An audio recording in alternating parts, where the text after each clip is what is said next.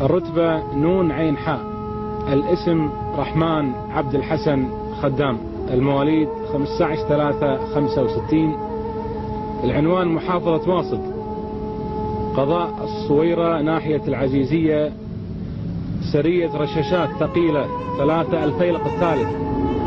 يقول في بداية المذكرات: يا قارئ كتابي ابكي على شبابي، بالأمس كنت حيا واليوم تحت التراب.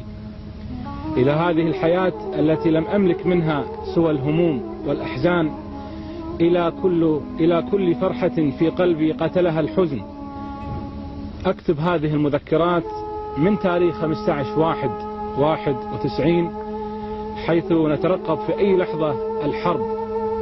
ويقول في صفحة من صفحات هذه المذكرات: في يوم 15/1 في هذا اليوم كنا نترقب الأخبار لحظة بلحظة، ولا يكاد جهاز المذياع نفارقه لحظة واحدة، لأننا كنا متلهفين إلى خبر جيد يفرحنا بانتهاء هذه الأزمة التي يطلقون عليها أزمة الخليج.